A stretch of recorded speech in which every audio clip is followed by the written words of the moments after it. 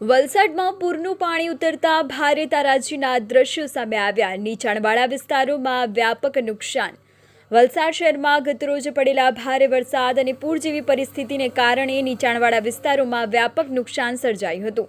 પૂરનું પાણી ઉતર્યા બાદ અનેક વિસ્તારોમાં ભારે તારાજીના દ્રશ્યો સામે આવ્યા છે। ખાસ કરીને કૈલાસ રોડથી છીપવાડા સુધીના રોડ પર આવેલા મકાનો, દુકાનો અને લારીઓને મોટા પાયે નુકસાન થયું હોવાનું સામે આવ્યું છે। છીપવાડા વિસ્તારમાં આવેલા દાણા બજારમાં સૌથી વધુ અસર જોવા મળી હતી। અહીં આવેલી અનાજની દુકાનોમાં પૂરનું પાણી ઘૂસી જતા મોટી માત્રામાં અનાજ પલળી જવાથી ખરાબ થઈ ગયું હતું। વેપારીઓને લાખો રૂપિયાનું નુકસાન થવાથી શક્યતા વ્યક્ત કરવામાં આવી રહી છે। ઉપરાંત તેલના ડબ્બા, કરિયાણાનો સામાન તેમજ અન્ય ઘરવખરીની વસ્તુઓ પર પાણીમાં તણાઈ જવાથી અથવા પલળી જવાથી ઉપયોગ લાયક રહી નથી। પૂરના પાણીના કારણે છીપવાડા સ્થિત ભાવસાર મહોલ્લામાં પણ અનેક મકાનો પાણીમાં ગરકાવ થઈ ગયા હતા। રહેણાંક વિસ્તારોમાં પાણી ઘૂસી જતા લોકોને ભારે હાલાકીનો સામનો કરવો પડ્યો હતો। જોકે પાણી ઉતર્યા બાદ સ્થાનિક લોકોએ રાહતનો શ્વાસ લીધો હતો। પાણી ઓસરતા ઘરોની અંદર તેમજ શહેરી મહોલ્લામાં કીચડ અને કાદવના જાડા થર જામી ગયા છે, જેના કારણે સફાઈની ગંભીર સમસ્યા ઊભી થઈ છે। સ્થાનિક રહીશોએ તંત્ર સમક્ષ વહેલી તકે વીજ પુરવઠો પુનઃસ્થાપિત કરવાની તેમજ અસરગ્રસ્ત વિસ્તારોમાં તાત્કાલિક સફાઈ કરવાની કામગીરી હાથ ધરવાની માંગ કરી છે। સ્થાનિકોના જણાવ્યા મુજબ પૂર બાદ રોગચાળો ફેલાવાની શક્યતા પણ વધેલી છે, જેથી પાલિકા દ્વારા યુદ્ધના ધોરણે સફાઈ અને જંતુનાશક દવાનો છંટકાવ કરવામાં આવે તેવી માંગ ઉઠી રહી છે।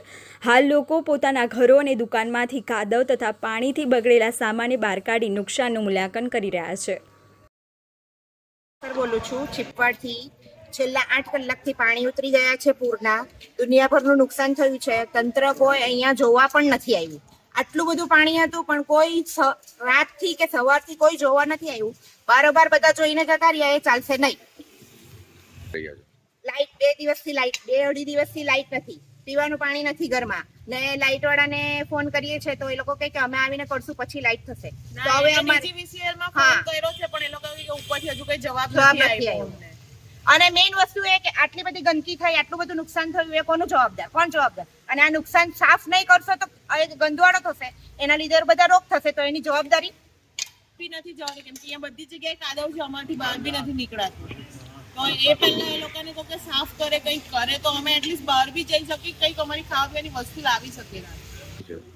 દુકાન આખું દાણા બજાર છે, મેઇન દાણા બજાર છે, અને આમ લગભગ ઘરો બી 300 થી 400 ઘરો હશે।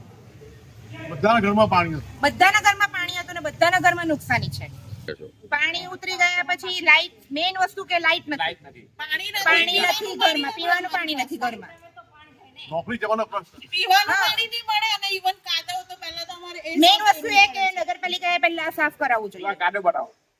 એ પરિસ્થિતિ તો બસ બધી જગ્યાએ કાદવ છે, અમને ચાલવાના અહીંયા ફાફા પડે છે।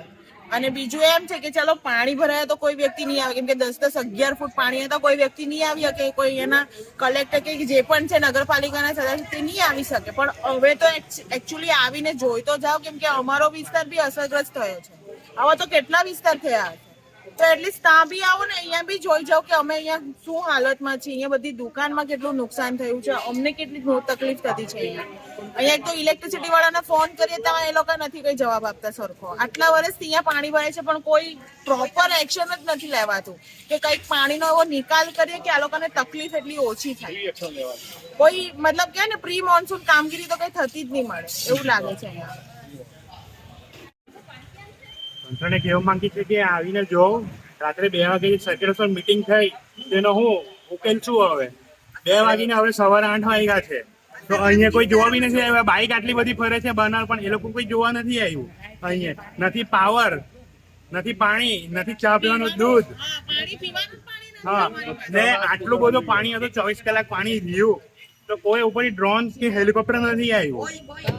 ડેટા માટે હેલિકોપ્ટર આવી જાય છે, ડ્રોન આવી જાય છે, પણ ડ્રોન ઉપરથી કોઈ જોવા માટે બી નથી આવ્યું। કોઈ એનડીઆરએફની ટીમ નથી આવી। પણ હવે અત્યારનું શું તે કેવું હવે કે હવે આ કાદવ કાઢવા માટે, બધું કાઢવા માટે કોણ આવશે, ક્યારે આવશે, જોવા ક્યારે આવશે, અને લાઈટ ક્યારે આવશે?